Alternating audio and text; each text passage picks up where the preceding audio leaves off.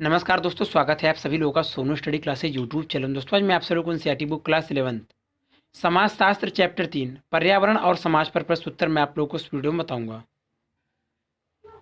प्रश्न नंबर 1, परिस्थिति से आपका क्या अभिप्राय है? अपने शब्दों में वर्णन कीजिए। उत्तर, पारिस्थितिकी प्रत्येक समाज का आधार होती है। पारिस्थितिकी शब्द से अभिप्राय एक ऐसे जाल से है जहाँ भौतिक और जैविक व्यवस्थाएं तथा प्रक्रियाएं घटित होती हैं और मनुष्य भी इसका एक अंग होता है। पर्वत तथा नदियाँ, मैदान तथा सागर और जीव जंतु यह सब परिस्थितिकी के अंग हैं। किसी स्थान की परिस्थितिकी पर वहाँ की भूगोल अथवा जलमंडल की अंतःक्रियाओं का भी प्रभाव पड़ता है। उदाहरण के लिए मरुस्थलीय प्रदेशों में रहने वाले जीव जंतु अपने आप को वहाँ की परिस्थितियों के अनुरूप, जैसे कम वर्षा, पथरीली अथवा रेतीली मिट्टी तथा अत्यधिक तापमान में अपने आप ढाल लेते हैं। पारिस्थितिकीय कारक इस बात का निर्धारण करते हैं कि किसी स्थान विशेष पर लोग कैसे रहेंगे। प्रश्न नंबर 2, पारिस्थितिकी सिर्फ प्राकृतिक शक्तियों तक ही सीमित क्यों नहीं है? उत्तर, मनुष्य की क्रियाओं द्वारा पारिस्थितिकीय में परिवर्तन आया है। पर्यावरण के प्राकृतिक कारक जैसे अकाल या बाढ़ की स्थिति आदि की उत्पत्ति भी मानवीय हस्तक्षेप के कारण होती है। नदियों के ऊपरी क्षेत्र में जंगलों की अंधाधुंध कटाई नदियों में बाढ़ की स्थिति को और जोड़ जो और बढ़ा देती है स्थिति को और बढ़ा देती है। पर्यावरण में मनुष्य के हस्तक्षेप का एक अन्य उदाहरण विश्वव्यापी तापमान वृद्धि के कारण जलवायु में आने वाला परिवर्तन भी है। समय के साथ पारिस्थितिकीय परिवर्तन के लिए कई बार प्राकृतिक तथा मानवीय कारणों में अंतर करना काफ़ी कठिन होता है। हमारे चारों ओर कुछ ऐसे तत्व भी हैं जो पूरी तरह से मनुष्य द्वारा निर्मित है। कृषि भूमि जहाँ मिट्टी तथा पानी के बचाव के कार्य चल रहे हो, खेत और पालतू पशु, कृत्रिम खाद तथा कीटनाशक का प्रयोग, यह सब स्पष्ट रूप से मनुष्य द्वारा प्राकृतिक में किया गया परिवर्तन है। शहर के निर्माण में प्रयुक्त सीमेंट, ईंट, कंक्रीट, पत्थर, शीशा और तार हालांकि प्राकृतिक संसाधन है, परंतु फिर भी यह मनुष्य की कलाकृति के उदाहरण हैं। प्रश्न नंबर 3, उस दोहरी प्रक्रिया का वर्णन करें जिसके कारण सामाजिक पर्यावरण का उदय होता है। उत्तर, जैव भौतिक, पारिस्थितिकीय तथा मनुष्य के हस्तक्षेप की अंत क्रिया के द्वारा सामाजिक पर्यावरण का उदय होता है। जिस प्रकार से प्राकृतिक समाज को आकार देती है, ठीक उसी प्रकार से समाज भी प्राकृतिक को आकार देता है। अतः यह दो तरफा प्रक्रिया है। उदाहरण के तौर पर सिंधु गंगा की उपजाऊ भूमि गहन कृषि के लिए उपयुक्त है, इसलिए उच्च उत्पादक क्षमता के कारण यहाँ धनी आबादी का क्षेत्र बसा है और अतिरिक्त उत्पादन के गैर कृषि क्रियाकलाप आगे चलकर जटिल आधिमिकीय समाप्त तथा राज्य को जन्म देते हैं। ठीक इसके विपरीत राजस्थान के मरुस्थल केवल पशुपालकों को ही सहारा दे पाते हैं। वह अपने पशुओं को चारे की खोज में इधर उधर भटकते रहते हैं ताकि उनके पशुओं को चारा मिलता रहे। यह पारिस्थितिकीय के उदाहरण हैं जो मानव के जीवन और संस्कृति को आकार देते हैं। दूसरी तरफ पूंजीवादी सामाजिक संगठनों ने भी विश्वभर की प्रकृति को आकार दिया है। निजी परिवहन पूंजीवादी उपयोगी वस्तु का एक ऐसा उदाहरण दिया है जिसने जीवन तथा भू उद्देश्य दोनों को बदल दिया है। शहरों में वायु प्रदूषण तथा भीड़ भाड़, क्षेत्रीय अगड़े, तेल के लिए युद्ध और विश्वव्यापी तापमान में वृद्धि गाड़ियों के पर्यावरण पर होने वाले प्रभावों के कुछ एक उदाहरण। प्रश्न नंबर 4, सामाजिक संस्थाएं कैसे तथा किस प्रकार से पर्यावरण तथा समाज के आपसी रिश्तों को आकार देती हैं?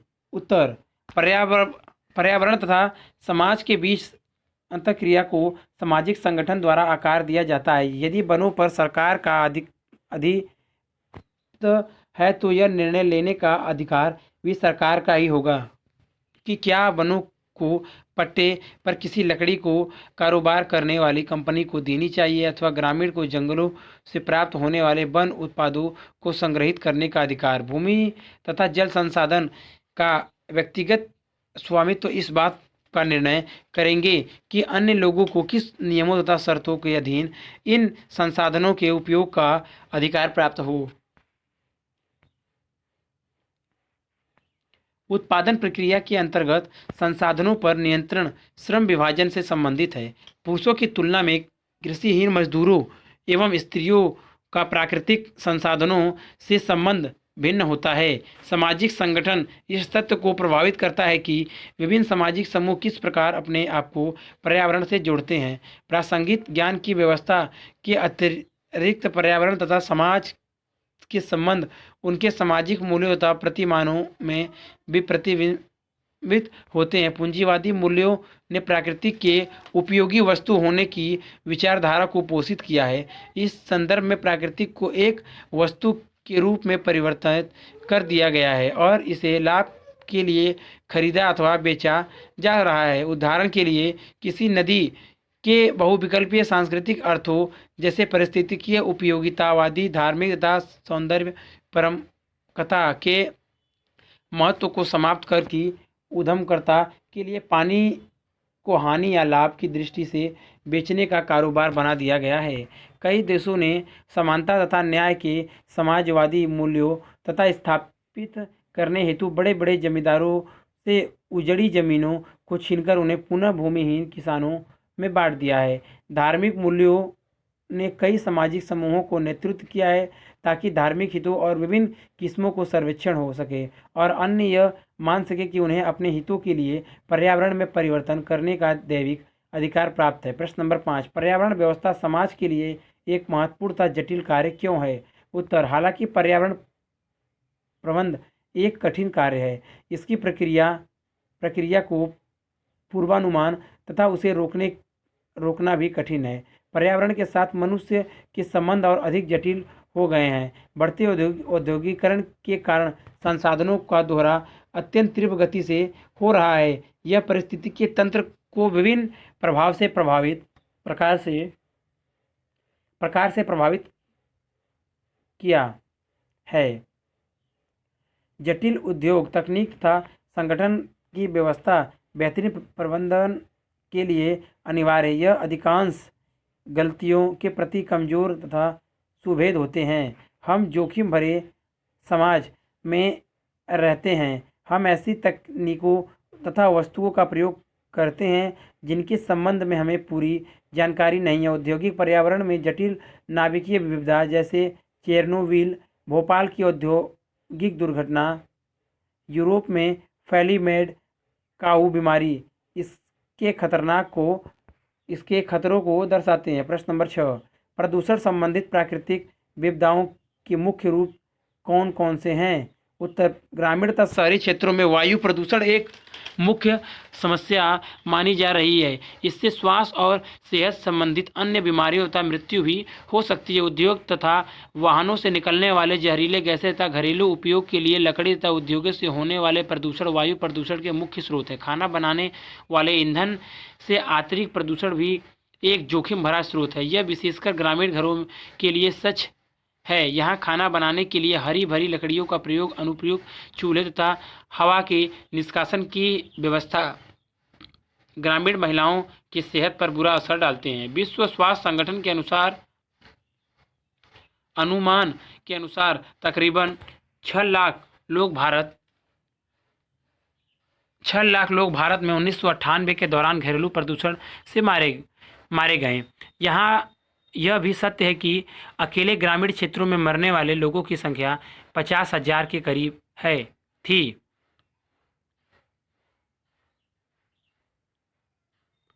करीब 5 लाख के करीब थी। नदी और जलाशय से संबंधित प्रदूषण भी एक महत्वपूर्ण समस्या है। शहर ध्वनि प्रदूषण से भी ग्रसित है। कई शहरों में यह विवाद न्यायालय के अधीन है।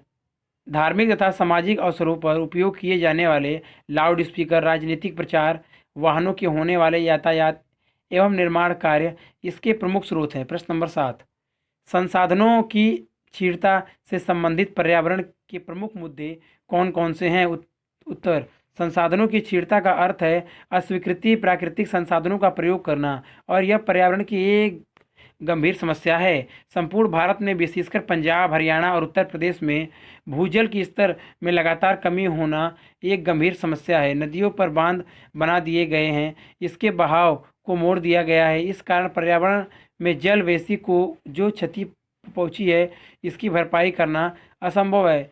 शहरों में पाए जाने वाले जलाशय भर दिए गए हैं और उस पर निर्माण कार्य संपन्न होने के कारण प्राकृतिक जल निकासी के साधनों को नष्ट किया जा रहा है। भूजल के समान मृदा की ऊपरी परत का निर्माण हजारों सालों के बाद होता है। पर्यावरण के कुप्रबंध जैसे भू कटाव, पानी का जमाव तथा खारेपन इत्यादि के कारण कृषि संसाधन भी नष्ट होते जा रहे हैं। मृदा की ऊपरी सतह के विनाश के लिए भवन निर्माण के लिए ईंटों के उत्पादन भी जिम्मेदारी है। जंगल, घास के मैदान और आर्द्रमुखी जो कि जैविक विविध आवासों के उदाहरण हैं, ऐसे अन्य मुख्य संसाधन हैं जो बढ़ती कृषि के कारण समाप्ति के कगार पर खड़े हैं। प्रश्न नंबर 8, पर्यावरण की समस्याएं सामाजिक समस्याएं भी हैं, कैसे स्पष्ट कीजिए उत्तर। पर्यावरण की समस्याएं विभिन्न समूहों को प्रभावित करती हैं। सामाजिक परिस्थिति और शक्ति इस बात पर निर्भर करती हैं कि व्यक्ति अपने आप को पर्यावरण की आपदाओं से बचाने या उस पर विजय प्राप्त करने के लिए किस हद तक जा सकता है। गुजरात राज्य के कच्छ में जहां पानी की अत्यधिक कमी है, वहां संपन्न किसानों ने अपने खेतों के नज़दीक फसलों की सिंचाई के लिए नलकूपों की गहराई खुदाई कर काफ़ी धन खर्चा किया है। जब वर्षा नहीं होती तब गरीब ग्रामीण के कुएं सूख जाते हैं तथा उन्हें पीने तक के पानी नहीं मिलते हैं। ऐसे समय में संपन्न किसानों के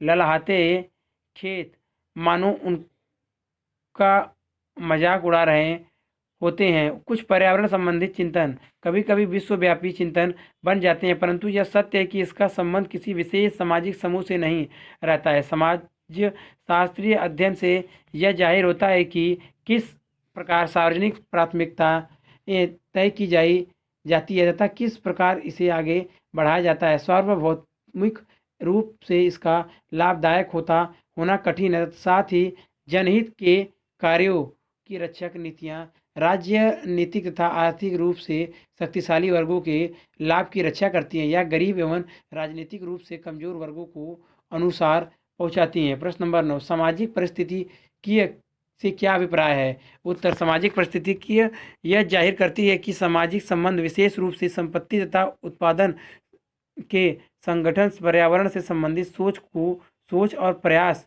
को आकार देते हैं। विभिन्न सामाजिक वर्गों के लोग पर्यावरण संबंधित मामलों को भिन्न प्रकार से परखते और समझते हैं। वन विभाग उद्योग के लिए अधिक मात्रा में बांस का निर्माण करेगा, जिसका उद्योग अधिक से अधिक राजस्व प्राप्त करना होगा। साथ ही वन विभाग बांस का निर्माण, बांस के टोकरे बनाने वाले कारीगर के लिए बांस के उपयोग से अलग रूप में देखेगा। उनकी रुचियां और राय पर्यावरण संबंधित मतभेदों को जन्म देती हैं। इस प्रकार पर्यावरण संकट की जड़ें सामाजिक असमानताओं में देखी जा सकती हैं। पर्यावरण और समाज के आपसी संबंधों में परिवर्तन पर्यावरण संबंधित समस्याओं को सुलझाने का एक उपाय है। इसका अर्थ है विभिन्न समूहों के बीच संबंधों में परिवर्तन, अर्थात पुरुष और स्त्री, ग्रामीण और शहरी लोग, जमींदार तथा मजदूर के संबंधों में परिवर्तन। सामाजिक संबंधों में परिवर्तन से पर्यावरण प्रबंधन के लिए विभिन्न ज्ञान अवस्थाओं और ज्ञान तंत्र का जन्म होगा। प्रश्न नंबर 10, पर्यावरण संबंधित कुछ विवादास्पद मुद्दे जिनके बारे में आपने पढ़ा या सुना हो, उनका वर्णन कीजिए। अध्याय के अतिरिक्त उत्तर स्वयं करें। अगर वीडियो अच्छी लगी तो वीडियो को लाइक करें, शेयर करें, कमेंट करें और नेक्स्ट वीडियो के लिए चैनल को सब्सक्राइब जरूर करें। Thank you for watching.